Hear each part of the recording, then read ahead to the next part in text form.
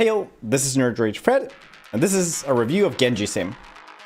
Now, if you haven't heard of Ghostrunner before, this is basically Cyberpunk Ninja Hotline Miami Mirror's Edge. Now I know this rolls off the tongue like nothing else, but wait, let me just give you the rundown of what's going on here. Now in a tale as old as time, humanity is doomed in the future and we all live in a giant megastructure. No one can live outside and you are a cyber-enhanced speedy monster in the shape of Zero from Borderlands. You try to finish levels without getting hit. For this to work, you need to use all of your ninja jutsus, which are the following: wall running, the power of hacking, and the power to literally freeze time and move mid-air. Now, I always imagine this must be the scariest shit ever for anyone. Imagine a dude just running in on some nearby wall and you just go... I started blasting. Bang! Bang! No, I don't see so good, so I missed. Then they... But when you actually think you got him mid-jump, the bastard man just moves sideways mid-air, and all of a sudden you're half the man he will ever be. You unlock more stuff throughout the single-player campaign. You get Force Push, Anime Rush, Mind Control. This is a temporary boost like Super Jump, Ninja Stars, slowing down time like your Philip J. Fry after having consumed your 100th cup of coffee. So how does all this feel?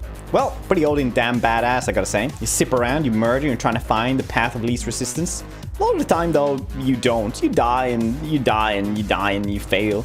For those of you who've ever played Hotline Miami, you will quickly recognize the concepts.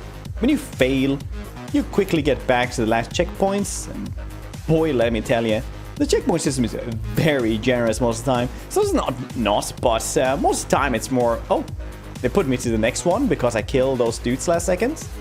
Instead of, oh, they took me way back here. Oh no, you feel like you die and 99% of the time it's your fault. The rest of the time it's your ninja spider powers that do not attach surfaces when you're gonna run. And that's just weird. But doesn't happen often enough for it to be a major nuisance. The powers you get feel balanced in the way that you will murder anything but limited enough and easy enough to guess that you don't just spam them, but you want to use them almost all the time when you have them, and you have them enough times when you feel like you really need them. They won't wipe an entire kill box for you, but they will help enough that you feel you're just using a ninja tool in your ninja arsenal. The platform is good most of the time. The controls work well and you're slowing down time and shifting while in the air powers work well to band-aid whatever weird controls and janky systems would otherwise derive from the overall experience. I don't really know how good the platforming is since I'm not a platforming critic. I feel like Super Mario might be top tier platforming. But I like the platforming in this one. I enjoy the weird platforming puzzles and feel they were competent and well thought out enough to challenge me in a well thought out way, even though structurally the archetype must have been high on acid for them to be believable in real life. Graphically, this is a gorgeous game with incredible environments. That at worst feels like an incredibly unpractical way to design a building, and only works as a game level, but at best it feels like the next gen game that is a taste of the new era of games to come. There's enough level of detail to make it feel like it's alive and people somehow live like homeless people on the ledges of skyscrapers.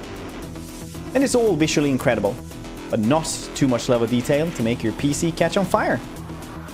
It all works wonder with the soundtrack.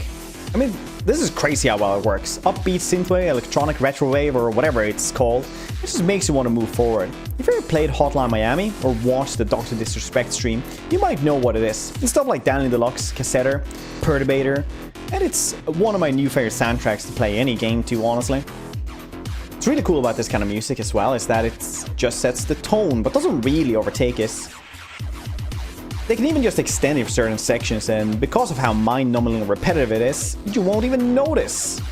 I mean, by seams damn, I love the soundtrack. I got a 2070 Super and an i9 9900KF, and boy, with RTX on, my PC could barely handle 30-40 FPS at times, even though 90% of the levels were fine at 60 FPS. As a stream, I wanted to avoid screen tearing and had VSync on, so it was capped at that. Please don't threaten to burn down my home, it's just the way Twitch and caps cards work at all the time. The story leaves some to be desired. Shady dude wants to help you, but over the course of the game becomes even more shady and the main villain lady might be worse, but who knows really? It's bad and worse as all dystopian societies are. The story is not the main selling point of the game. They did what I actually watch the trailer and ask, I wonder what life choices led that bad guy to start working on that neon-infused rooftop. It's cyberpunk, it's all edgy and bleak, with some so-and-so writing, but it does the job. It's kind of what you'd expect from this. If you're looking for a cool game, you can play for 5 or 8 hours depending on deaths. There's a few games better to pick up for what is now 20 buckaroos. I'd say 7 out of 10. Way above average, but it has its own issues. It's too short, but if you're gonna factor in the price, you can't really find a better GPU tester and smooth killing machine experience that's just cool. Personally, I love 7 out of 10 games. They know what they want to do, and they do it really well. Nobody else but that. Now, hope you enjoy the review. I spent way too much time on this. And if you like this, leave a like. If you dislike this, you can also leave a like. Subscribe for more. We might do more. I don't know what the future holds. But stay hydrated, and I will see your cute faces next time.